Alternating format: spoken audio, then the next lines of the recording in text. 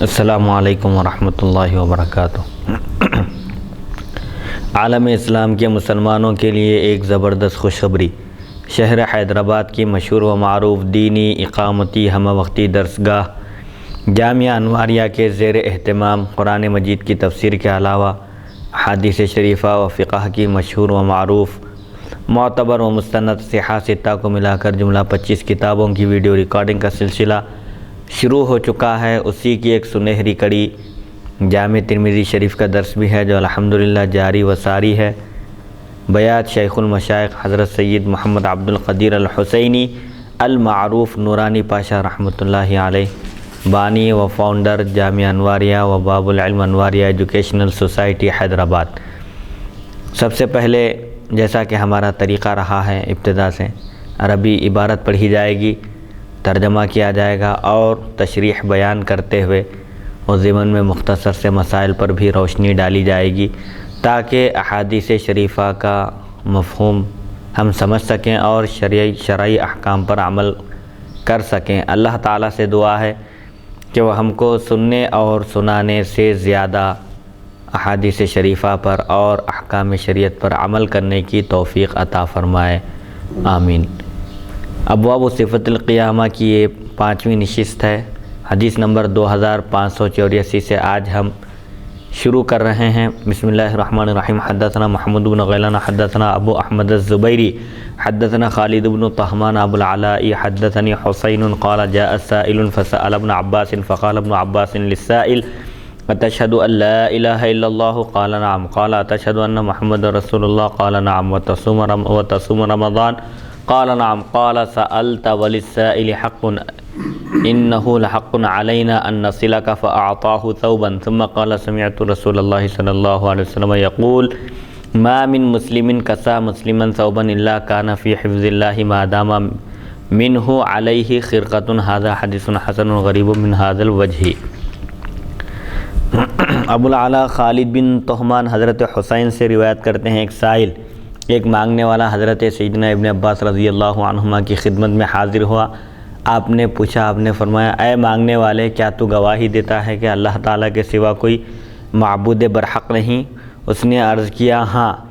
آپ نے فرمایا، کیا تو گواہی دیتا ہے کہ حضرت سیدنا محمد صلی اللہ علیہ وسلم اللہ تعالیٰ کے رسول ہیں؟ اس نے کہا، ہاں، میں گواہی دیتا ہوں،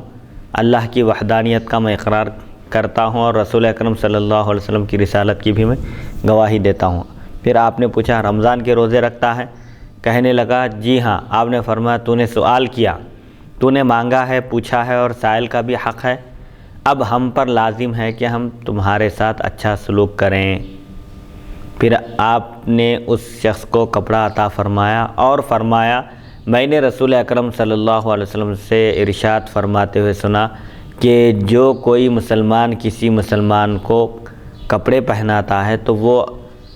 اللہ کی حفاظت میں ہوتا ہے جب تک بھی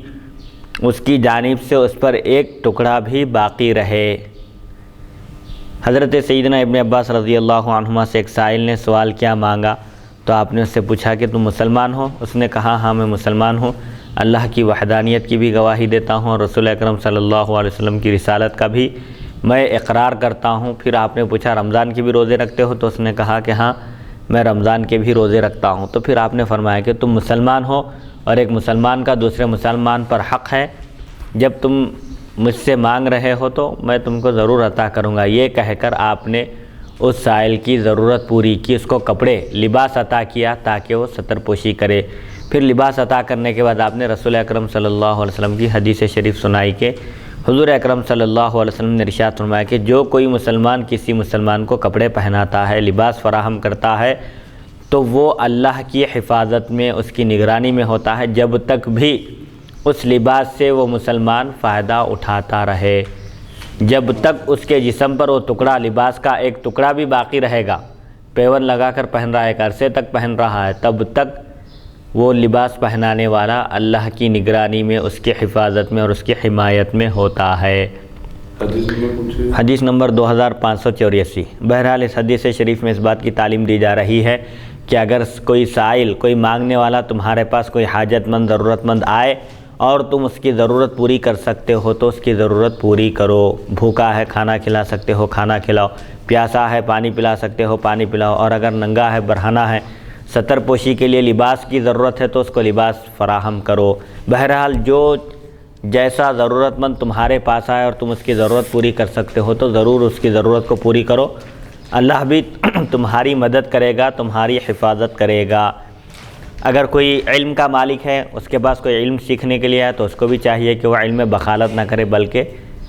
سامنے والے کو فائدہ پہنچائے، اس کو علم دین سکھائے۔ حدیث نمبر 2585 حدثنا محمد بن بشار حدثنا عبد الوهاب الثقفي ومحمد بن جعفر وابن ابي عدي ويحيى بن سعيد عن عوف بن ابي جميلة عن زرارة بن عوف عن عبد الله بن سلام قال لما قدم رسول الله صلى الله عليه وسلم يعني المدينة انجفل الناس إليه وقيل قدم رسول الله صلى الله عليه وسلم فجئت في الناس لأنظر إليه فلما استبنت وجه رسول الله صلى الله عليه وسلم عرفت أن وجهه ليس بوجه كذاب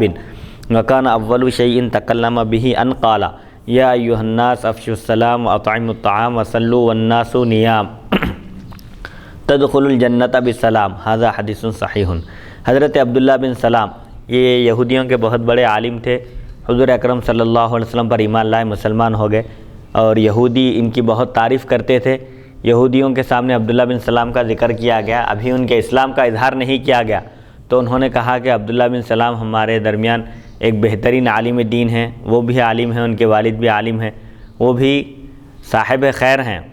بھلے آدمی ہیں، ان کے والد بھی بھلے آدمی ہیں۔ پھر جب عبداللہ بن سلام رضی اللہ عنہ ان کے سامنے ظاہر ہو گئے اور فرمایا کہ میں مسلمان ہو چکا ہوں تو فوراً وہ برا بھلا کہنے لگے۔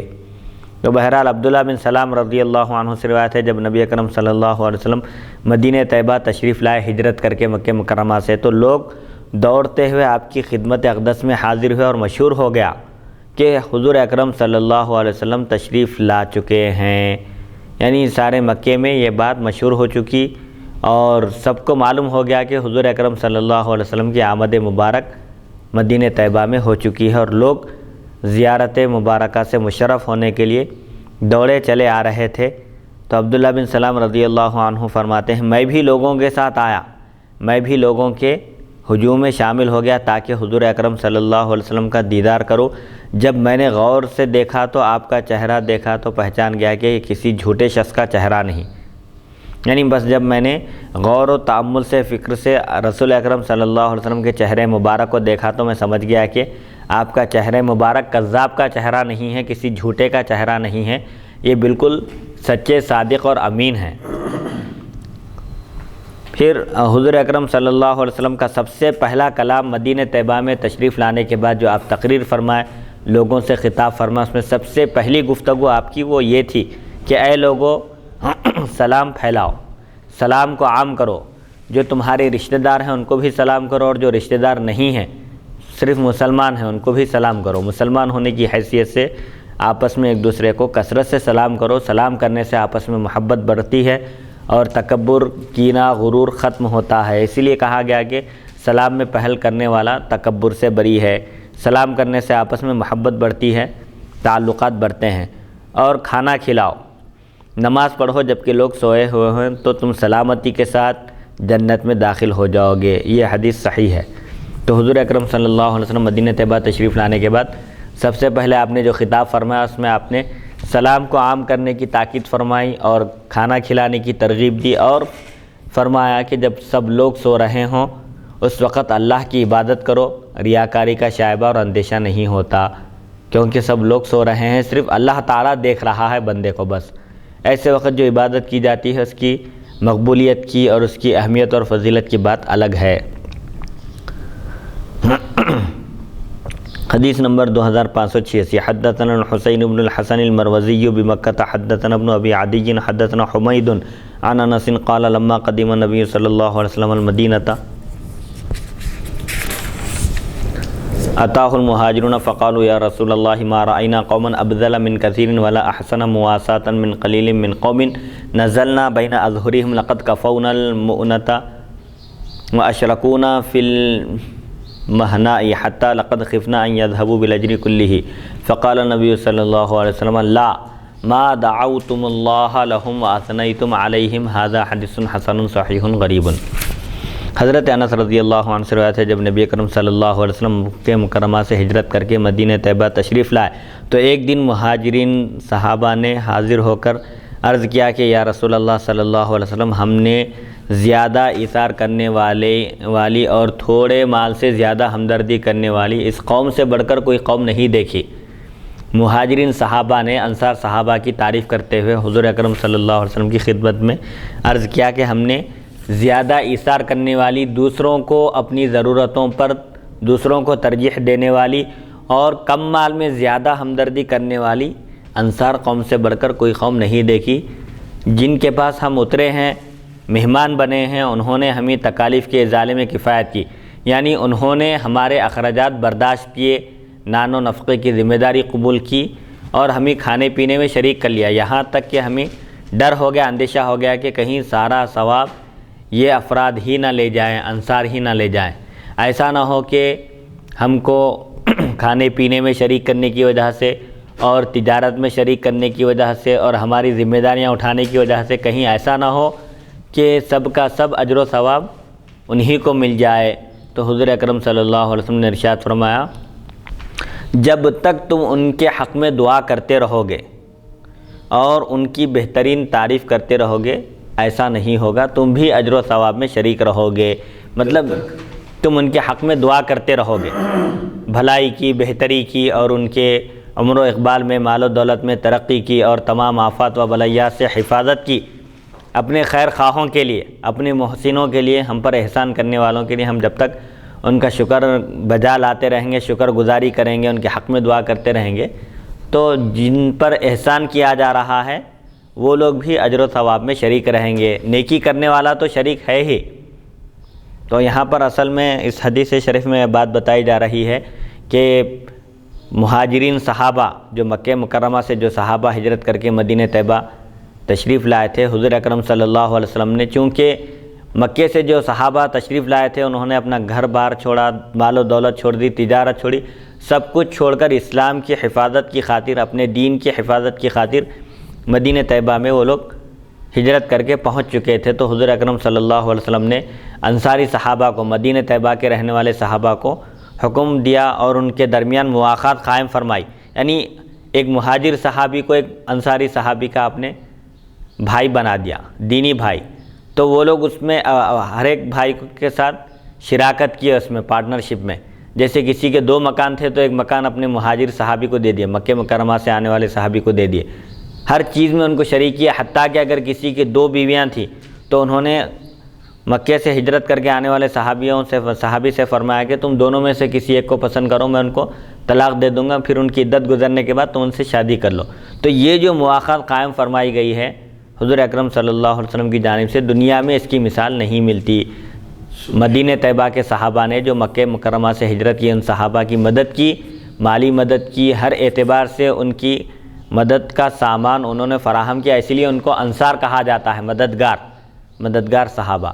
تو قرآن مجید میں ان کا بھی اللہ تعالیٰ نے ذکر فرمایا ہے۔ تو حضور اکرم صلی اللہ علیہ وسلم سے صحابہ عرض کیے کہ ہم مکہ مکرمہ میں سب کچھ چھوڑ کر آئے، تو مدینہ طیبہ کے صحابہ نے، مسلمان بھائیوں نے ہمارے ساتھ جو ہمدردی کی ہے، خود نہیں کھا کر ہم کو انہوں نے کھلایا ہے،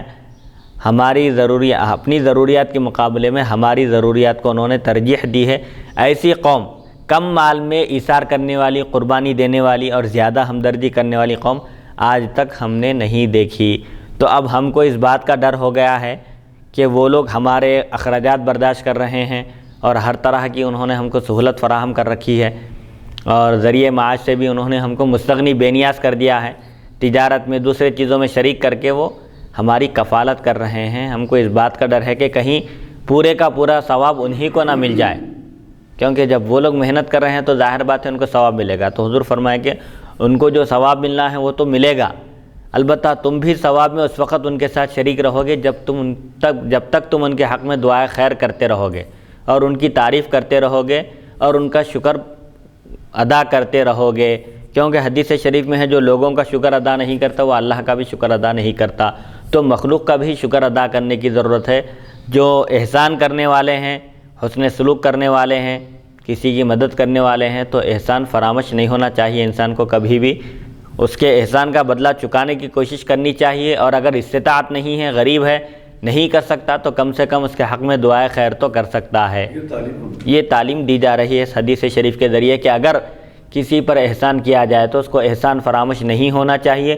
کم سے کم وہ لوگوں کے سامنے یہ تو کہہ سکتا ہے کہ میری اتنی حیثیت نہیں تھی کہ میں اس کام کو کر گزروں یا میں اپنے ذمہ داریوں سے سبکدوش ہو جاؤں، یہ فلاں فلاں صاحب نے میری سلسلے میں مدد کی ہے، وہ میرے احسان فرما ہے، مجھ پر احسان کرنے والے ہیں، میں ان کے احسان کا بدلہ تو نہیں چکا سکتا، البتہ اللہ تعالیٰ سے دعا کرتا ہوں کہ اللہ تعالیٰ میری طرف سے ان کو بہتر سے بہتر بدلہ عطا فرمائے،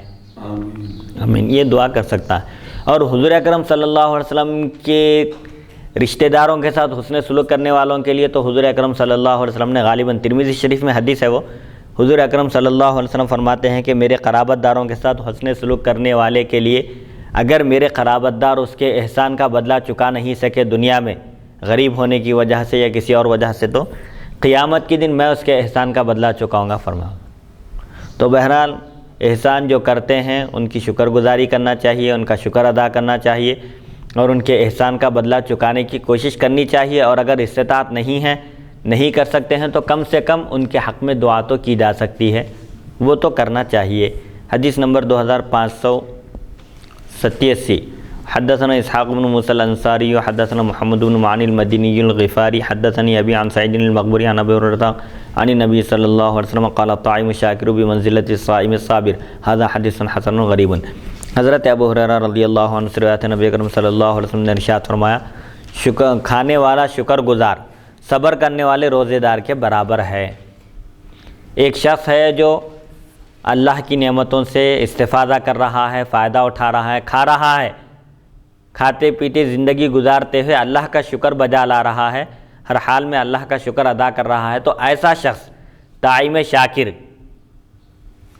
صبر کرنے والے روزے دار کے درجے میں ہے، مطلب دونوں کا مرتبہ برابر ہے۔ ایک شخص ہے جو روزہ ہے اور صبر کر رہا ہے، فقر و فاقے کا شکار ہے، تنگ دستی میں مبتلا ہے،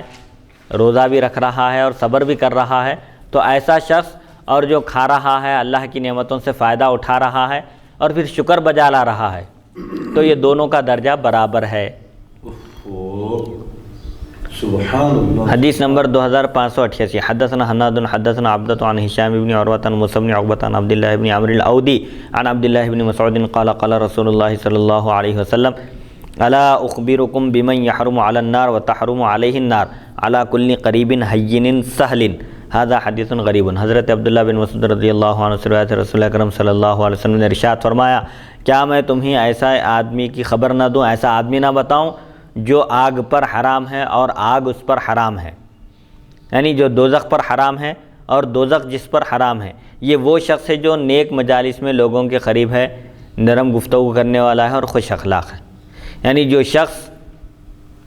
نیک لوگوں کی مجلس میں بیٹھتا ہے، ان کی صحبت اختیار کرتا ہے، ان لوگوں کی قربت چاہتا ہے اور نرمی سے گفتگو کرتا ہے، اچھے اخلاق والا ہے، ایسا شخص دوزخ پر حرام ہے اور ایسے شخص پر دوزخ حرام ہے۔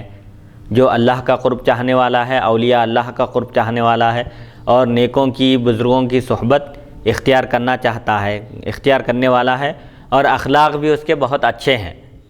نرم گفتگو کرنے والا ہے، نرم معاملہ کرنے والا ہے، تو ایسا شخص دوزخ پر حرام ہے اور ایسے شخص پر دوزخ حرام ہے۔ حدیث نمبر 2509، حدثنا حناد حدثنا وکیع عن شعبۃ عن الحکم عن ابراہیم عن الاسود بن یزید قال قلت یا عائشۃ ای شیء کان نبی صلی اللہ علیہ وسلم یصنع اذا دخل بیتہ قالت کان یکون فی محنۃ اہلہ فاذا حضرت الصلاۃ قام فصلی، ھذا حدیث صحیح۔ اسود بن یزید فرماتے ہیں، میں نے عرض کیا ہے عائشہ صدیقہ رضی اللہ عنہا نبی اکرم صلی اللہ علیہ وسلم گھر میں تشریف لانے کے بعد کیا کیا کرتے تھے، کیا عمل کرتے تھے۔ ام المؤمنین حضرت سیدتنا عائشہ صدیقہ رضی اللہ تعالی عنہا نے فرمایا، گھر کے کام کاج کرتے، اپنے اہل و عیال کے کام میں ہاتھ بٹاتے، اور جب نماز کا وقت آ جاتا تو فوراً اٹھ کھڑے ہوتے اور نماز پڑھتے۔ یہ حدیث صحیح ہے۔ تو اس حدیث شریف میں امت کے لیے یہ تعلیم ہے کہ حضور اکرم صلی اللہ علیہ وسلم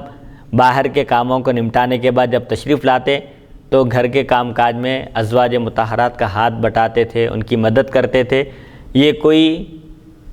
غلط کام نہیں ہے یہ، بلکہ حضور اکرم صلی اللہ علیہ وسلم کی سنت ہے کہ آپ صلی اللہ علیہ وسلم بھی ازواج مطہرات کا ہاتھ بٹاتے تھے، لیکن جب کوئی دینی کام پیش آتا تو گھر کے کام کاج چھوڑ کر آپ فوراً تشریف لے جاتے. جیسے نماز کا ہی وقت آ جاتا تو نماز کے وقت پہ یہ کام وغیرہ نہیں کرنا چاہیے، بلکہ جو کام جس ٹائم پر جو کام کرنا ہے، دینی اہم کام ہو، تو گھر کے کام کاج چھوڑ کر جا سکتے ہیں. اور حضور اکرم صلی اللہ علیہ وسلم نے ایک حدیث شریف میں فرمایا کہ تم میں سب سے بہترین وہ ہے جو اپنے بیوی بچوں کے ساتھ اچھا رہے، ان کے ساتھ اچھا سلوک کرے. اور پھر آپ فرماتے ہیں کہ میں انا خیرکم لاہلی، میں تمہیں سب سے بہترین ہوں اپنے اہل و عیال کے ساتھ. تو حضور اکرم صلی اللہ علیہ وسلم نے امت کو نمونہ بتا دیا اور طریقہ بتا دیا کہ گھر کے کام کاج گھر کے بھی ہوتے ہیں، باہر کے بھی ہوتے ہیں. تو باہر کے کام نمٹانے کے ساتھ اگر آدمی گھر کے کام کاج میں بھی ہاتھ بٹا سکتا ہے تو اس کو بٹانا چاہیے، یہ سنت ہے. بعض لوگ اس پر یہ کہتے ہیں جیسا کہ ماحول بن چکا ہے کہ ارے گھر کے کام کاج کر رہے ہیں، بیوی کے غلام بن گئے ہیں. ایسا یہ کہنا بھی درست نہیں ہے، کیونکہ بیوی بھی ایک مخلوق ہے اللہ کی، اس کی بھی مدد کرنی چاہیے اس کے کاموں میں. اگر وقت ملتا ہے اور کوئی کر سکتے ہیں تو کرنا چاہیے، یہ بھی سنت ہے. حدیث نمبر 2590. حدثنا سوید حدثنا عبداللہ بن المبارک عن عمران بن زید التغلبی عن زید العمی عن انس بن مالک قال كان النبي صلی اللہ علیہ وسلم اذا استقبله الرجل فصافحه لا ينزع يده من يده حتى يكون الرجل ينزع ولا يصرف وجهه عن وجهه حتى يكون الرجل هو يصرفه ولم يرى مقدما ركبتيه بين يدي جليس له. هذا حدیث غریب. حضرت انس بن مالک رضی اللہ عنہ سے روایت ہے جب کوئی شخص حضور اکرم صلی اللہ علیہ وسلم کے سامنے آتا تو آپ اس سے مصافحہ کرتے، اور جب تک وہ خود ہاتھ نہ چھوڑتا آپ نہ چھوڑتے، اور جب تک وہ چہرہ نہ پھیرتا آپ نہ پھیرتے، اور کبھی بھی آپ کو سامنے بیٹھنے والے کی طرف قدم مبارک بڑھاتے ہوئے نہیں دیکھا گیا، یعنی پیر پھیلا کر بیٹھتے ہوئے نہیں دیکھا گیا. حالانکہ آپ سرور کائنات ہیں، دونوں جہاں کے سردار ہیں، آپ کے قدم مبارک کی دھول بھی آنکھوں کے لیے سرما ہے،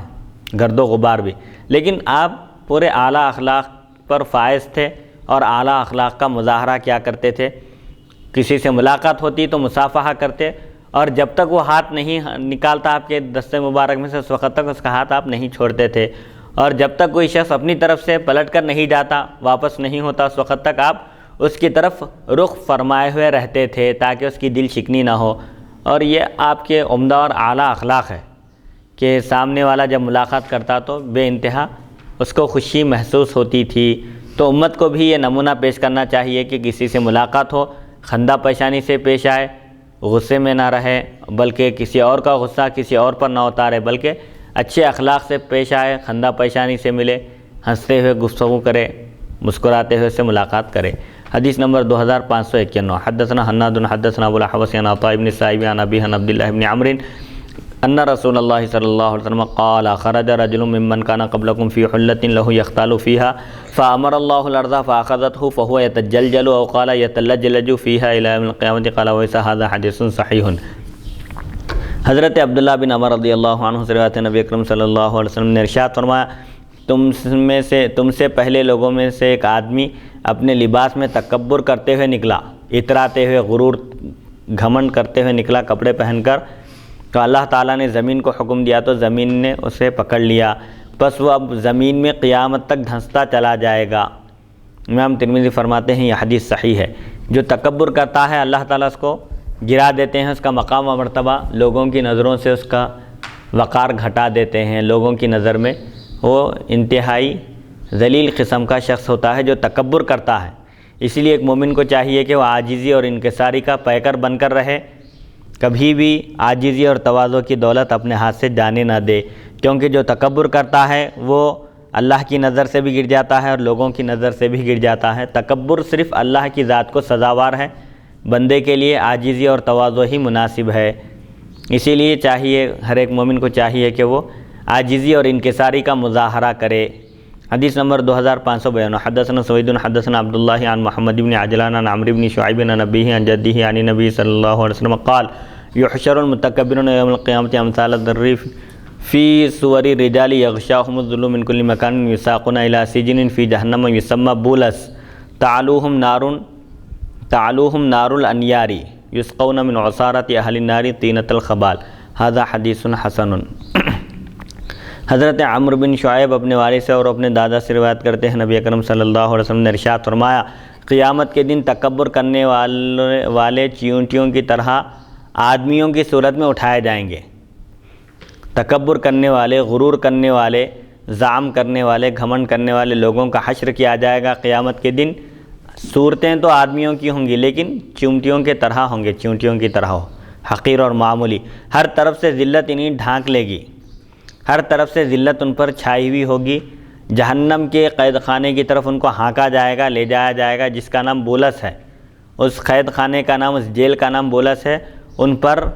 آگوں کی آگ چھا جائے گی، یعنی جو سخت ترین آگ ہے وہ آگ ان کو اپنی لپیٹ میں لے لے گی، اور متکبرین کو جہنم میں دوزخیوں کا پیپ اور خون پلایا جائے گا۔ دوزخیوں کے جسم سے بہنے والا خون اور پیپ متکبرین کو پلایا جائے گا۔ بہرحال اس حدیث شریف میں بھی تکبر کی مذمت ہے۔ جو تکبر کرتے ہیں، غرور کرتے ہیں، دوسروں کو حقیر اور معمولی سمجھتے ہیں، ایسے لوگوں کا حشر قیامت کے دن چیونٹیوں کی شکل میں ہوگا، چیونٹیوں کی طرح ہوں گے وہ لوگ، حقیر اور معمولی۔ ہر طرف سے ذلت اور رسوائی ان کا مقدر بن جائے گی، اور آخرکار جہنم میں ان کو ڈھکیل دیا جائے گا، ایک ایسے قید خانے میں جس میں آگ ان کو اپنی لپیٹ میں لے لے گی۔ اور غذا کیا ہوگی ان کی؟ جہنمیوں کا پیپ اور ان کا خون ان کو پلایا جائے گا۔ حدیث نمبر 2593۔ حدثنا عبد بن حمید و عباس بن محمد الدوری قال حدثنا عبداللہ بن یزید حدثنا سعید بن ابی ایوب حدثني ابو مرحوم عبد الرحیم بن میمون عن سہل بن معاذ بن انس عن ابیہ ان النبی صلی اللہ علیہ وسلم قال من كظم غیظا وهو يقدر على ان ينفذه دعاه الله على رؤوس الخلائق حتى يخيره في اي الحور شاء هذا حدیث حسن غریب۔ حضرت معاذ بن انس رضی اللہ عنہ سے روایت ہے، رسول اکرم صلی اللہ علیہ وسلم نے ارشاد فرمایا، جو کوئی غصے کو پی لے اس حال میں کہ وہ غصے کو نافذ کرنے پر، جاری کرنے پر قدرت رکھتا ہے، تو یعنی طاقت رکھتا ہے، تو اللہ تعالیٰ اس کو برسر عام تمام مخلوق کے سامنے بلائے گا، یہاں تک کہ وہ اس کو اختیار دے گا کہ وہ جس حور کو چاہے اختیار کرے، اپنے لیے منتخب کرے۔ پیچھے بھی آئی ہے جی، اس سے پہلے بھی گزر چکی ہے۔ تو غصے پر کنٹرول کرنا، غصے پر قابو رکھنا کب؟ غصے کو جاری کرنے کی طاقت رکھنے کے باوجود۔ ایک شخص اپنے غصے کا اظہار کر سکتا ہے، غصہ اتار سکتا ہے، لیکن اس کے باوجود وہ اللہ کے لیے غصے کو پی جاتا ہے، غصے پر کنٹرول کرتا ہے، تو اس کو اللہ تعالیٰ یہ اعزاز بخشے گا قیامت کے دن کے برسر عام تمام مخلوق کے سامنے اس کے نام کا اعلان کیا جائے گا، اس کو بلائے گا اللہ تعالیٰ، اور اس کو اختیار دے گا کہ وہ جس حور کو چاہے اپنے لیے پسند کرے، منتخب کرے۔ تو بہرحال غصے پر کنٹرول کرنا ہر ایک مومن کے لیے ضروری ہے، اور انسان، اسی لیے حضور اکرم صلی اللہ علیہ وسلم نے ارشاد فرمایا کہ بہادر وہ نہیں ہے، پہلوان وہ نہیں ہے جو کسی کو پچھاڑ دے، بلکہ پہلوان وہ ہے جو غصے کے وقت اپنے نفس پر کنٹرول کرے۔ غصے کے وقت جو نفس پر قابو پاتا ہے، حقیقی معنی میں وہی پہلوان ہے، وہی بہادر ہے، اور وہی عقل مند ہے۔ حدیث نمبر 2594۔ ایک صحابی سے بھی جو حضور اکرم صلی اللہ علیہ وسلم سے نصیحت فرمانے کے لیے عرض کیے، تو حضور یہی فرمایا 3 مرتبہ کہ لا تغضب، غصہ مت ہو۔ غصہ ہونے سے آدمی کی عقل معاف ہو جاتی ہے اور انسان آپے سے باہر ہو جاتا ہے، اور پھر غصے کی حالت میں بعض ایسے کام کر گزرتا ہے جس کی غصہ ختم ہونے کے بعد جس کے بارے میں اس کو ندامت ہوتی ہے۔ اسی لیے انسان کو چاہیے کہ وہ اپنے غصے پر قابو رکھے۔ حدیث نمبر 2594۔ حدثنا سلمۃ بن شبیب حدثنا عبداللہ بن ابراہیم الغفاری المدینی حدثنی ابی عن ابی بکر بن المنکدر عن جابر قال قال رسول اللہ صلی اللہ علیہ وسلم ثلاث من کن فیہ نشر اللہ علیہ کنفہ وادخلہ الجنۃ رفق بالضعیف والشفقۃ علی الوالدین والاحسان الی المملوک ھذا حدیث غریب۔ حضرت جابر رضی اللہ تعالیٰ عنہ سے روایت ہے، رسول اکرم صلی اللہ علیہ وسلم نے ارشاد فرمایا، جس کسی شخص میں یہ 3 صفات ہوں، 3 خصلتیں ہوں، تو اللہ تعالیٰ اس پر اپنی رحمت کے بازو پھیلا دے گا اور اسے جنت میں داخل کرے گا۔ 3 خصلتیں، 3 صفات ایسے ہیں کہ جس کسی شخص میں پائے جائیں وہ اللہ تعالیٰ کی رحمت کا مستحق ہوگا اور جنت میں داخل ہونے کا حقدار ہوگا۔ سب سے پہلی خصلت، کمزور کے ساتھ نرم برتاؤ۔ جو کمزور ہے اس کے ساتھ نرمی کرنا، اس کا لحاظ رکھنا، اور ماں باپ پر شفقت کرنا، اور غلام پر احسان کرنا، غلام کے ساتھ حسن سلوک کرنا۔ یہ 3 عادتیں، یہ 3 خصلتیں جس کسی مومن میں پائی جائیں گی وہ اللہ تعالیٰ کی رحمت کے سائے میں ہوگا قیامت کے دن اور جنت میں داخل ہونے کا حقدار ہوگا۔ اللہ تعالیٰ اس کو اپنی رحمت میں لے لے گا۔ قیامت کے دن کا ذکر نہیں ہے اس میں، ہمیشہ اللہ کی رحمت میں اس کی حفاظت اور اس کی پناہ میں رہے گا، دنیا میں بھی۔ کمزور کے ساتھ نرمی کا برتاؤ کرنا اور ماں باپ پر شفقت کرنا، حسن سلوک سے پیش آنا اور غلام کے ساتھ اچھا سلوک کرنا۔ حدیث نمبر 2595۔ حدثنا حناد حدثنا ابو الاحوص عن لیث عن شہر بن حوشب عن عبد الرحمن بن غنم عن ابی ذر قال قال رسول اللہ صلی اللہ علیہ وسلم یقول اللہ عز وجل یا عبادی کلکم ضال الا من ہدیت فسلونی الہدی اہدکم وکلکم فقیر الا من اغنیت فسلونی ارزقکم وکلکم مذنب الا من عافیت فمن علم منکم انی ذو قدرۃ علی المغفرۃ فاستغفرنی غفرت له ولا ابالی ولو ان اولکم وآخرکم وحیکم ومیتکم ورطبکم ویابسکم اجتمعوا علی اتقى قلب عبد من عبادی ما زاد ذلك من ملکی جناح بعوضۃ ولو ان اولکم وآخرکم وحیکم ومیتکم ورطبکم ویابسکم اجتمعوا علی اشقى قلب عبد من عبادی ما نقص ذلك من ملکی جناح بعوضۃ ولو ان اولکم وآخرکم وحیکم ومیتکم ویابسکم اجتمعوا فی صعید واحد فسأل كل انسان منکم ما بلغت امنیته فأعطيت كل سائل منكم ما نقص ذلك من ملكي إلا كما لو أن أحدكم مر بالبحر فغمس فيه برة ثم رفعها إليه ذلك بأني جواد واجد ماجد أفعل ما أريد عطائي كلام وعذابي كلام إنما أمري لشيء إذا أردت أن أقول له كن فيكون هذا حديث حسن وروى بعضهم هذا الحديث عن شهر بن حوشب عن معدي كرب عن أبي ذر عن النبي صلى الله عليه وسلم نحوه۔ حضرت ابو ذر رضی اللہ عنہ سے روایت ہے، رسول اکرم صلی اللہ علیہ وسلم نے ارشاد فرمایا، اللہ تعالیٰ ارشاد فرماتا ہے، حدیث قدسی ہے یہ، اللہ تعالیٰ ارشاد فرماتا ہے اے میرے بندو تم سب کے سب راہ راست سے ہٹے ہوئے ہو، سیدھے راستے سے بھٹکے ہوئے ہو، مگر میں جس کو ہدایت دوں، یعنی میں نے جسے ہدایت کے راستے پر گامزن کیا وہی ہدایت پر ہے، لہٰذا تم مجھ ہی سے ہدایت طلب کرو، میں تمہاری رہنمائی کروں گا، تم کو سیدھے راستے پر لگا دوں گا۔ تم سب محتاج ہو مگر جس کو میں نے مالدار کیا، ساری مخلوق محتاج ہے، فقیر ہے، مگر اللہ تعالیٰ جس کو بے نیاز کر دیا، جس کو مالدار کر دیا وہ مالدار ہے، اپنے فضل سے جسے نواز دیا وہ مالدار ہے، لہٰذا تم مجھ سے اپنا رزق مانگو، میں تمہیں روزی دوں گا۔ مطلب یہ ہے کہ ہدایت بھی اللہ کے دست قدرت میں ہے اور غنا مالداری بھی اسی کے دست قدرت میں ہے، کسی اور سے طلب مت کرو، مخلوق کے آگے ہاتھ مت پھیلاؤ، تم سب کے سب فقیر اور محتاج ہو، البتہ جسے میں بے نیاز کر دیا، غنی کر دیا، مالدار کر دیا وہی مالدار ہے، لہٰذا تم مجھ سے مانگو، میں تم کو روزی عطا کروں گا، تم کو مالدار کر دوں گا، غنی کر دوں گا، لوگوں سے بے نیاز کر دوں گا، اور تم سب کے سب گناہگار ہو مگر میں جس کو عافیت بخشوں، یعنی میں جس کو گناہوں سے محفوظ رکھ دوں وہی گناہوں سے محفوظ اور معصوم ہے، ورنہ سب کے سب گناہگار ہوں۔ پھر پس جسے معلوم ہو کہ میں بخشنے پر قادر ہوں اور وہ مجھ سے مغفرت طلب کرے تو میں بخش دوں گا۔ مطلب جو بندہ یہ جانتا ہے، سب بندے جانتے ہیں، تو بندوں کو یہ چاہیے کہ اللہ تعالیٰ جب معاف کرنے پر قدرت رکھتا ہے، معاف کرنا چاہتا ہے، تو بندے اللہ کی بارگاہ میں رجوع ہونا چاہیے، بندوں کو مغفرت طلب کرنا چاہیے، تو ضرور وہ اللہ تعالیٰ کو مغفرت کرنے والا، بخشنے والا پائیں گے۔ سبحان اللہ سبحان اللہ تعالیٰ فرماتا ہے کہ تم سب کے سب گناہگار ہو مگر میں جس کو عافیت دوں، معاف کر دوں وہی محفوظ ہے، پس جسے معلوم ہو کہ میں بخشنے پر قادر ہوں، میں بخشتا ہوں، اور وہ مجھ سے مغفرت طلب کرے تو میں اس کی مغفرت کر دوں گا اور بخش دوں گا، اور مجھے اس کی پرواہ نہیں، یعنی مجھے اس کی کوئی فکر نہیں، کوئی پرواہ نہیں، چاہے اس کے گناہ سمندر کی جھاگ کے برابر ہی کیوں نہ ہو، جیسا کہ دوسری احادیث شریفہ میں آیا ہے۔ جیسے دنیا میں انسان کوئی کسی کو معاف کرنا ہے، قرضہ معاف کرنا ہے تو سوچتا اس کو فکر ہوتی، معاف تو کر دیتا لیکن فکر رہتی ارے میرا اتنا نقصان ہو گیا، لیکن اللہ تعالیٰ کے پاس ایسی کوئی چیز نہیں ہے، بلا تشبیہ و تمثیل، وہ پوری کائنات کے گناہ معاف کر دیا۔ اب جیسا اس میں آگے حدیث میں تشریح ہو رہی ہے کہ اب اس کا ترجمہ کرنے کے بعد عرض کریں گے اس کی تشریح کے، اور اگر تمہارے پہلے اور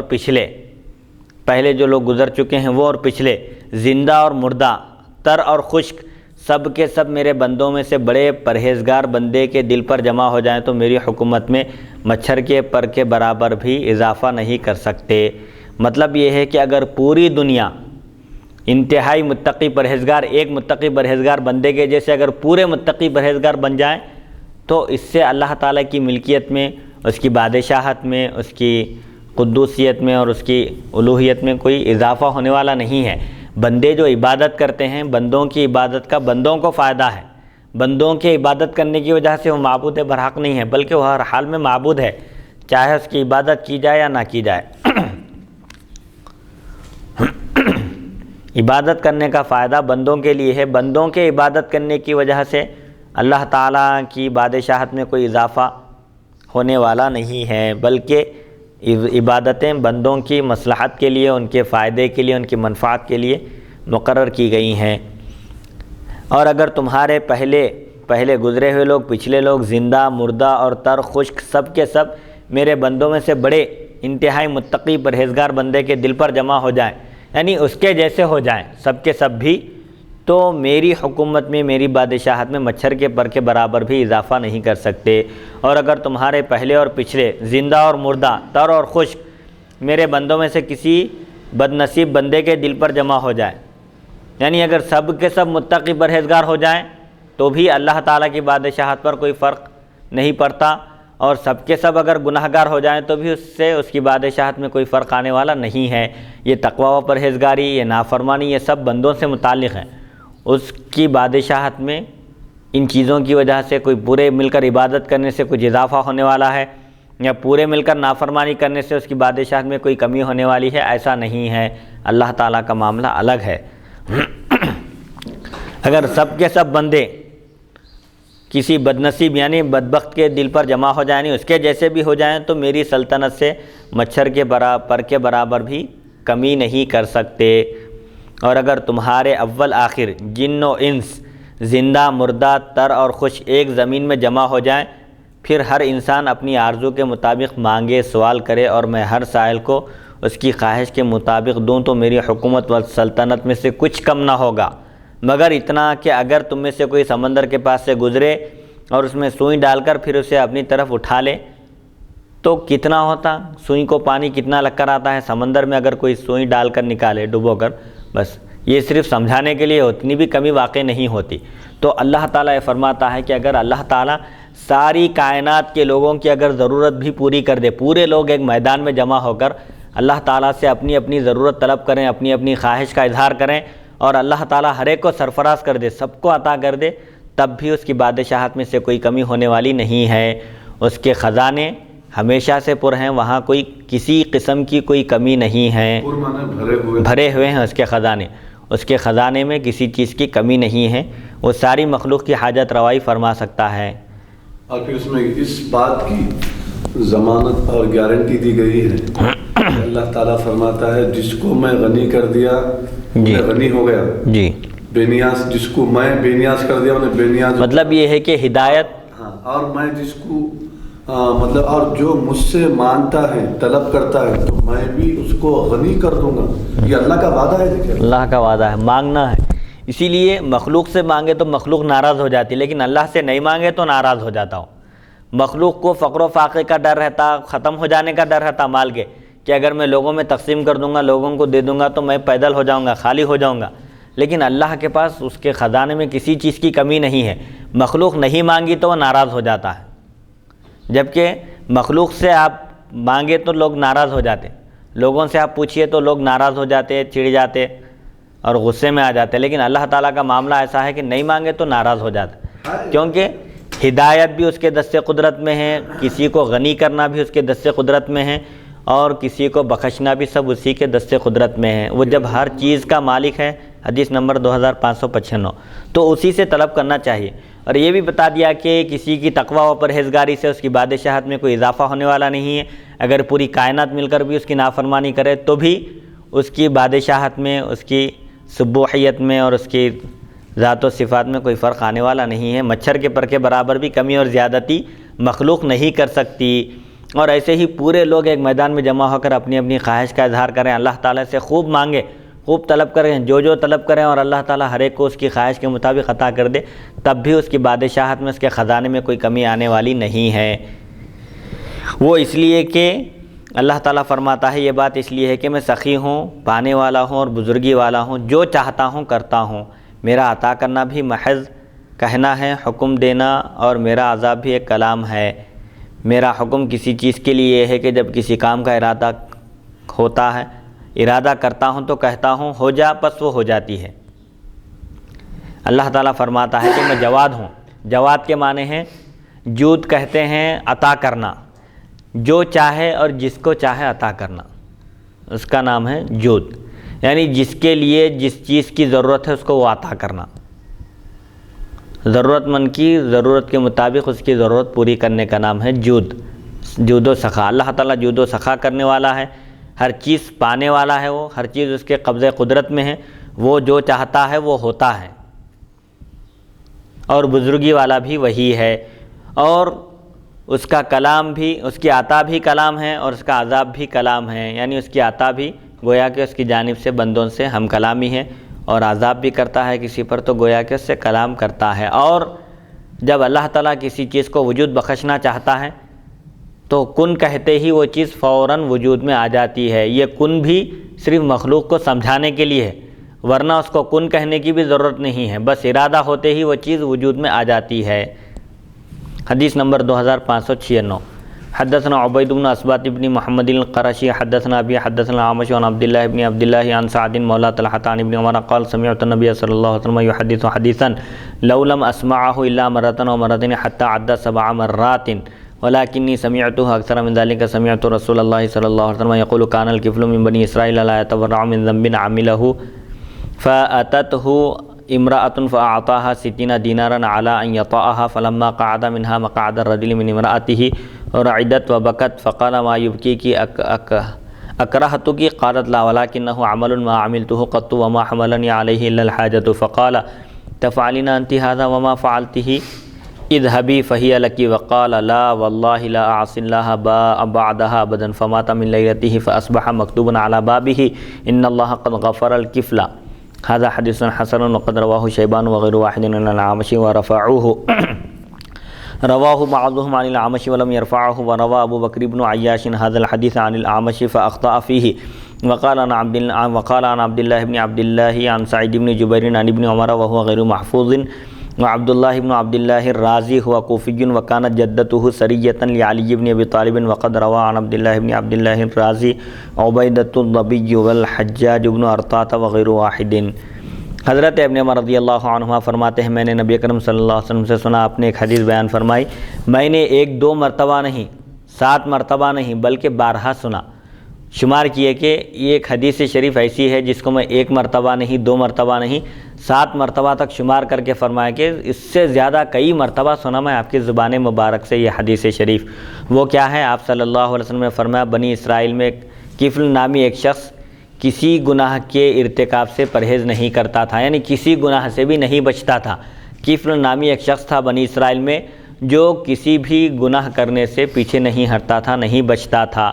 گناہوں میں ملوث تھا، نافرمانی کرتا تھا، اللہ کی معصیت میں مبتلا تھا۔ ایک دن ایک عورت اس کے پاس آئی تو اس نے اسے 60 دینار دیے تاکہ اس سے صحبت کرے، ہم بستر ہو۔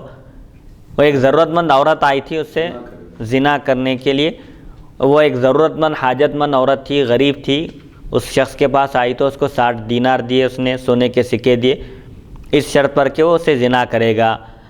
تو وہ عورت چونکہ حاجت مند ضرورت مند تھی، غریب تھی، وہ تیار ہو گئی بادل نخواستہ۔ جب وہ اس سے جمع کرنے کے لیے، زنا کرنے کے لیے وہاں بیٹھا جہاں ایک مرد اپنی بیوی سے جمع کرنے کے لیے بیٹھتا ہے، یعنی برائی کا ارتکاب کرنے کا ارادہ کیا، تو وہ عورت کانپنے لگی اور رونے لگی۔ تو کفل نے پوچھا کہ تو کیوں روتی ہے؟ رونے کا سبب کیا ہے؟ کیا بات ہے تو رو رہی ہے؟ کیا میں تجھ کو زبردستی کر رہا ہوں؟ تو خود اپنی طرف سے راضی ہوئی ہے 60 دینار کی شرط پر، میں زبردستی تو نہیں کر رہا ہوں، مجبور تو نہیں کر رہا ہوں۔ تو اس خاتون نے کہا نہیں، بلکہ ایک ایسا کام ہے، ایسا عمل ہے جو اس سے پہلے میں نے نہیں کیا، لیکن ضرورت نے مجھے ایسا کرنے پر مجبور کر دیا۔ یعنی یہ ایک ایسا عمل ہے، میں آج تک کبھی زنا کی مرتکب نہیں ہوئی، لیکن آج جو میں مجبور ہو گئی اس عمل پر، اس کی وجہ یہ ہے کہ فقر و فاقے کا شکار ہوں، محتاج اور تنگ دست ہونے کی وجہ سے یہ نوبت آ گئی۔ تو کفل نے کہا تو ضرورت کے تحت ایسا کرتی ہے، پیشہ نہیں ہے تیرا یہ، بلکہ ضرورت کی وجہ سے، محتاجی اور تنگدستی کا شکار ہونے کی وجہ سے ایسا کر رہی ہے، حالانکہ تو نے یہ کام نہیں کیا، یعنی آج تک تو ایسا کام نہیں کی، جا یہ اشرفیاں لے جا، میں نے تجھے بخش دی، ایسے ہی دے دی۔ اور پھر کفل نے کہا اللہ کی قسم میں اس کے بعد کبھی بھی اللہ تعالیٰ کی نافرمانی نہیں کروں گا۔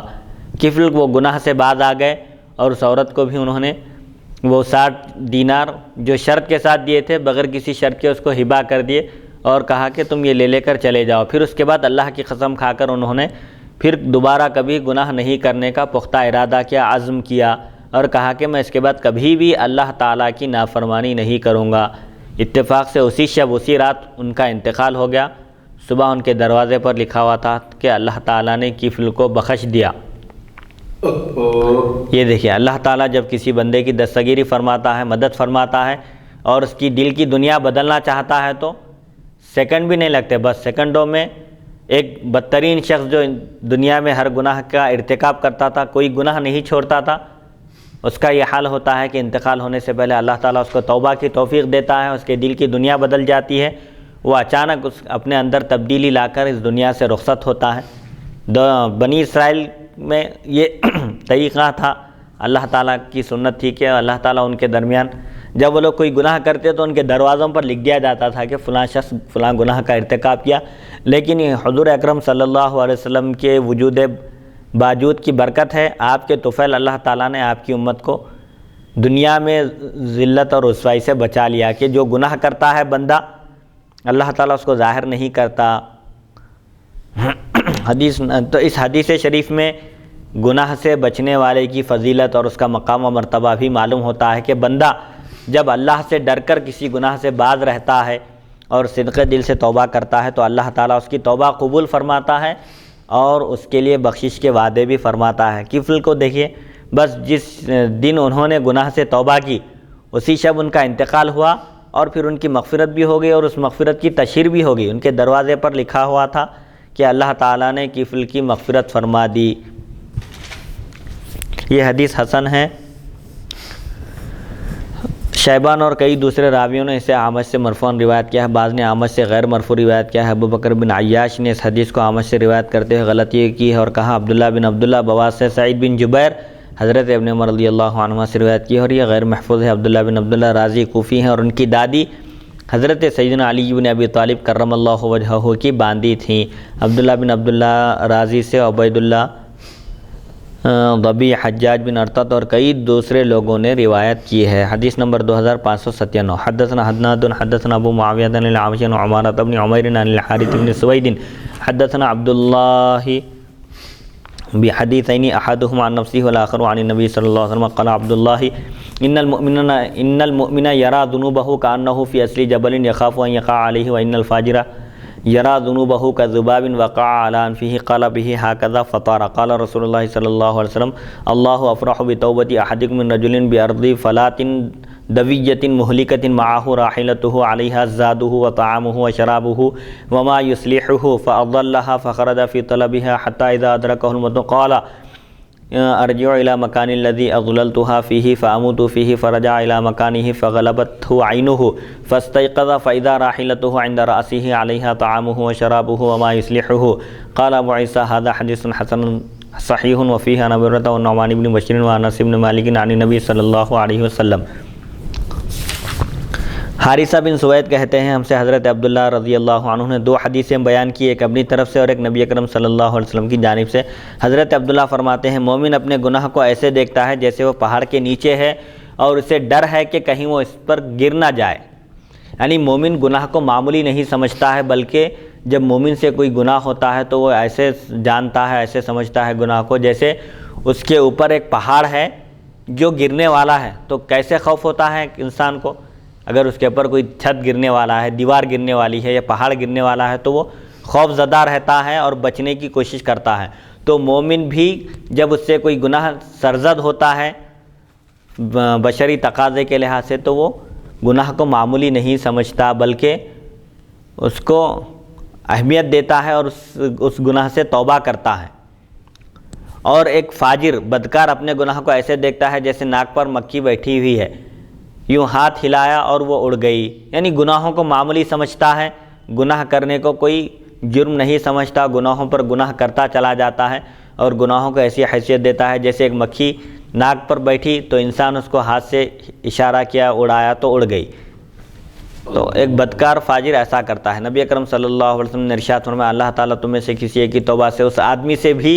زیادہ خوش ہوتا ہے جو ایک خطرناک چٹیل میدان ایک جنگل میں ہو، اس کے ساتھ اس کی سواری ہو جس پر اس کا سامان، کھانا، پانی اور ضرورت کی چیزیں رکھی ہوئی ہو، پس وہ گم ہو جائے اور وہ شخص اس کی تلاش میں نکلے یہاں تک کہ اس سے موت آنے لگے تو کہے کہ میں اسی جگہ پہنچ جاتا ہوں، لوٹ جاتا ہوں جہاں میری سواری گم ہو گئی تھی تاکہ میں وہیں مروں۔ جب وہ اپنے مقام پر لوٹ کر آتا ہے تو اس پر نیند طاری ہو جاتی ہے، نیند کا غلبہ ہوتا ہے، آنکھ لگ جاتی ہے، اور جب وہ اٹھتا ہے، بیدار ہوتا ہے، جاگتا ہے تو اس کی سواری اس کے سرہانے کھڑی ہوئی ہوتی ہے اور کھانے اور پینے کا سارا سامان موجود ہوتا ہے۔ تو کیسے خوشی ہوتی ہے؟ ایک شخص ہے جو سفر میں نکلا، چٹیل میدان ہے، خطرناک وحشتناک جنگل ہے، ویران ہے اور انتہائی خوفزدہ خوفناک مقام سے گزر رہا تھا، وہاں اس کی سواری گم ہو گئی۔ جس اونٹ پر سوار تھا وہ اونٹ ساز و سامان کے ساتھ گم ہو گیا، تو وہ اس کی تلاش میں نکلا، تلاش کرتے کرتے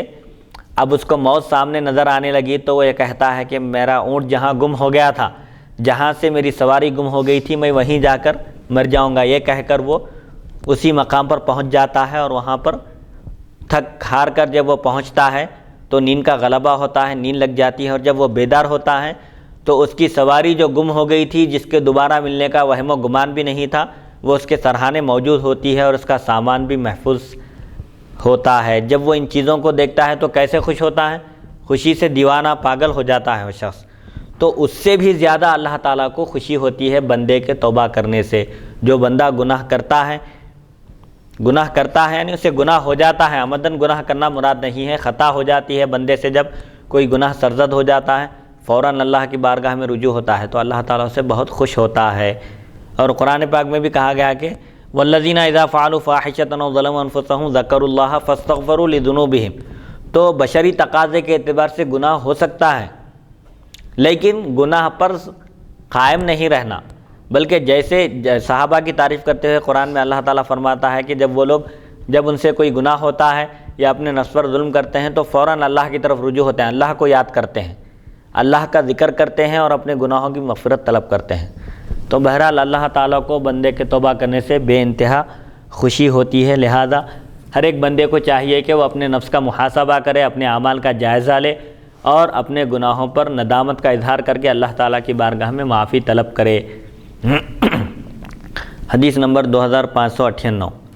حدثنا احمد بن منیع حدثنا زید بن حباب حدثنا علی بن مسعدۃ الباہلی حدثنا قتادۃ عن انس عن النبی صلی اللہ علیہ وسلم قال کل بنی آدم خطاء وخیر الخطائین التوابون هذا حدیث غریب لا نعرفه الا من حدیث علی بن مسعدۃ عن قتادۃ۔ حضرت انس رضی اللہ عنہ سے روایت ہے، نبی اکرم صلی اللہ علیہ وسلم نے ارشاد فرمایا ہر شخص خطا کار ہے اور بہتر خطا کار وہ ہیں جو توبہ کرتے ہیں۔ ہر بنی آدم، ہر ایک ابن آدم یعنی ہر ایک انسان سے غلطی ہوتی ہے، انبیاء معصوم ہیں اور اللہ تعالیٰ جن کو گناہوں سے محفوظ رکھیں وہ محفوظ ہیں، البتہ ان کے علاوہ جو عام بشر ہیں ان سے غلطی ہوتی ہے، گناہ ہوتا ہے، گناہ انسان ہی سے ہوتا ہے، لیکن سب سے بہترین انسان وہ ہے جو گناہ کر کے گناہ کا اقرار کرے اور اللہ تعالیٰ سے مغفرت طلب کرے۔ سب سے بہترین خطا، غلطی کرنے والے کون ہیں؟ جو توبہ کرنے والے ہیں۔ غلطی کر کے غلطی کا اقرار کرنے کے بجائے اصرار کرنا یہ بھی بہت بڑا گناہ ہے۔ چوری کر کے ایک شخص بولا کہ میں چوری نہیں کیا، زنا کر کے ایک شخص بولا کہ میں زنا نہیں کیا، یعنی گناہ کرنے کے بعد گناہ پر اصرار کرنا یا گناہ کا انکار کرنا یہ غلط ہے، گناہ کا اقرار کرنا یہ اللہ کو پسند ہے۔ حدیث نمبر 2599 حدثنا سعید حدثنا عبداللہ بن مبارک عن معمر عن الزہری عن ابی سلمۃ عن ابی ہریرہ عن النبی صلی اللہ علیہ وسلم قال من كان يؤمن بالله واليوم الآخر فليكن ضيفه ومن كان يؤمن بالله واليوم الآخر فليقل خيرا أو ليصمت۔ هذا حديث صحيح وفي الباب عن عائشة وأنس وأبي شريح الكعبي وهو العدوي واسمه خويلد بن عمرو۔ مہمان نوازی اور اچھی گفتگو کا بیان۔ حضرت سیدنا ابو ہریرہ رضی اللہ عنہ سے روایت ہے، نبی کریم صلی اللہ علیہ وسلم نے ارشاد فرمایا جو شخص اللہ تعالیٰ اور قیامت پر ایمان رکھتا ہے اس کو چاہیے کہ مہمان کی عزت کرے، مہمان کا احترام کرے اور جو شخص اللہ اور قیامت کے دن پر ایمان رکھتا ہے اس کو چاہیے کہ اچھی گفتگو کرے یا خاموش رہے، زبان کھولے تو خیر کی بات کرے ورنہ خاموش رہے، گالیاں دینے کے بجائے، غیبت کرنے کے بجائے، چغل خوری کرنے کے بجائے یا کسی کو تکلیف پہنچانے کے بجائے اس کے لیے خاموش رہنا ہی بہتر ہے۔ بولنا ہے تو اچھی بات کرنا چاہیے۔ تو بہرحال مہمان کا اکرام احترام یہ بھی آداب میں سے ہے۔ جو اللہ پر اور قیامت کے دن پر ایمان رکھتا ہے تاکید کی گئی ہے کہ اس کو مہمان کا احترام کرنا چاہیے، مہمان کو بوجھ نہیں سمجھنا چاہیے اور ایسے ہی اچھی گفتگو کا التزام کرنا چاہیے۔ حدیث نمبر 2600 حدثنا قتيبة حدثنا ابن لهيعة عن يزيد بن عمرو عن ابي عبد الرحمن الحبلي عن عبد الله بن عمرو قال قال رسول الله صلى الله عليه وسلم من صمت نجا، هذا حديث لا نعرفه الا من حديث ابن لهيعة۔ حضرت عبداللہ بن عمر رضی اللہ عنہ سے روایت رسول اکرم صلی اللہ علیہ وسلم نے ارشاد فرمایا جو خاموش رہا اس نے نجات پائی۔ خاموش رہنے سے انسان بہت ساری آفتوں سے، بلاؤں سے، مصیبتوں سے بچ جاتا ہے۔ ایک حدیث شریف میں ہے کہ ان البلاء موکل بالمنطق، آزمائش جو آتی ہے انسان جو مصیبت میں گرفتار ہوتا ہے وہ بولنے کی وجہ سے، کسی کو گالی دیا جوتے کھاتا وہاں پر، کسی کو برا بھلا کہا، ظاہر بات ہے کوئی بھی انسان برداشت نہیں کر سکتا اپنی توہین، وہ اس کا جواب دے گا۔ تو لہٰذا انسان کو خاموش رہنا چاہیے۔ خاموش رہنا چاہیے کس سے بہتر ہے خاموشی؟ بری بات کہنے سے، کسی کو گالی گلوچ کرنے سے، کسی پر تہمت لگانے سے یا کسی کو اپنی زبان سے تکلیف پہنچانے سے بہتر یہ ہے کہ انسان خاموشی کا راستہ اختیار کرے، زبان پر کنٹرول کرے تاکہ اس کی دنیا بھی بہتر رہے اور اس کی آخرت بھی اچھی رہے، آخرت میں بھی اس کا مواخذہ نہ ہو۔ تو جو شخص بہت زیادہ بولنے کا عادی ہوتا ہے اسے زبان کی لغزش ہوتی ہے اور کبھی اس لغزش کی وجہ سے وہ دنیا میں بھی گرفت میں آ جاتا ہے اور آخرت میں بھی اس کی پکڑ ہوگی۔ لہٰذا انسان کو نجات پانے کے لیے اور آخرت کی کامیابیوں کو حاصل کرنے کے لیے زبان پر کنٹرول کرنا ضروری ہے، خاموش رہنا زیادہ بہتر ہے۔ البتہ خاموش رہنے سے بہتر یہ ہے کہ بھلی بات کہے، اگر بھلائی کا حکم دینا ہے، برائی سے روکنا ہے، علم دین کی نشر و اشاعت ہے، جب زبان کھلے تو اس کی زبان سے اچھی باتیں نکلے اور ایسی باتیں نکلے جس کی وجہ سے نامہ اعمال میں اس کے ثواب درج کیا جا سکے۔ بہرحال خاموشی یہ سب سے بہتر ہے انسان کے لیے، اور جو انسان خاموش رہتا ہے اس کے عیوب بھی چھپے ہوئے رہتے ہیں۔ جیسا کہ کہا جاتا ہے، مشہور مقولہ ہے کہ انسان اس کی دو چیزوں سے اس کی شناخت ہے، دل سے اور زبان سے۔ جب تک خاموش رہتا ہے اس کے جوہر نہیں کھلتے اور اس کی خرابیاں بھی سامنے نہیں آتی، لیکن جب انسان کی زبان کھلتی ہے تو اچھے اخلاق کا مالک ہے، خوبیوں کا اور فضائل کا مالک ہے، کمالات کا پیکر ہے، تو اس کے کمالات سامنے آتے ہیں لوگوں کے، اور برا آدمی ہے تو اس کی برائیاں سامنے آتی ہیں، زبان سے ظاہر ہوتی ہیں۔ اسی لیے زبان پر کنٹرول کرنا چاہیے تاکہ انسان گناہوں سے بھی محفوظ رہے اور لوگوں کو شر تکلیف پہنچانے سے بھی محفوظ رہے۔ اللہ کی توفیق اور اس کی مدد سے آج ہم حدیث نمبر 2584 سے آغاز کیے تھے، الحمدللہ حدیث نمبر 2600 تک پہنچ چکے ہیں۔ اللہ تعالیٰ سے دعا ہے کہ وہ ہم کو سننے اور سنانے سے زیادہ احادیث شریفہ پر عمل کرنے کی توفیق عطا فرمائے، اور جو لوگ پریشان حال ہیں مولا ان کی پریشانیوں کو دور فرما، جو مقروض ہیں ان کی قرض کی ادائیگی کے غیب سے اسباب مہیا فرما، اور جو بے روزگار ہیں انہیں روزگار عطا فرما۔ مولا جو پریشان حال ہیں ان کی پریشانیوں کو دور فرما، اور جامعہ انواریہ جو ان دنوں مسائل کا شکار ہیں مولا اس کو مسائل سے باہر نکلنے کا راستہ نکال دے، اور جو ارباب جامعہ ہیں جو اس سلسلے میں کوشش کر رہے ہیں حضور اکرم صلی اللہ علیہ وسلم کی احادیث شریفہ اور آپ کے فرامین مبارکہ کو عوام تک پہنچانے کی جو کوشش کی جا رہی ہے اپنی وسعت کے مطابق مولا اس میں کامیابی عطا فرما اور اس کے فیضان کو عام فرما، اور سننے اور سنانے سے زیادہ ہم کو دین اسلام کے احکام پر عمل کرنے کی توفیق عطا فرما۔ مولا جامعہ انواریہ کو دن دنی رات چوگنی ترقی عطا فرما، تعلیمی معیار کو بہتر بنا دے اور سب پر کرم فرما، اور جو اس مدرسے کا تعاون فرما رہے ہیں اور سلسلے میں مدد کر رہے ہیں مولا ان سب کے جائز مقاصد میں ان کو کامیابی عطا فرما اور ان کی حاجتوں کو پورا فرما، ان کے حاجتوں کی تکمیل فرما، ان کے عمر و اقبال میں ترقی عطا فرما، ان کو تمام آفات اور بلیات سے محفوظ و مأمون فرما، سب کی حفاظت فرما اور سب کو تمام بیماریوں سے نجات عطا فرما، اور سب کو حضور اکرم صلی اللہ علیہ وسلم کی شفاعت عطا فرما اور ایمان پر خاتمہ فرما۔ دنیا میں عزت کی زندگی اور ایمان پر خاتمہ عطا فرما اور آخرت میں ذلت اور رسوائی سے بچا لے۔ مولا حضور پاک علیہ الصلوۃ والسلام کے صدقہ طفیل ہماری اس دعا کو قبولیت کا شرف عطا فرما۔ وصلی اللہ تعالی علی خیر خلقہ سیدنا محمد و آلہ و صحبہ اجمعین والحمد للہ رب العالمین۔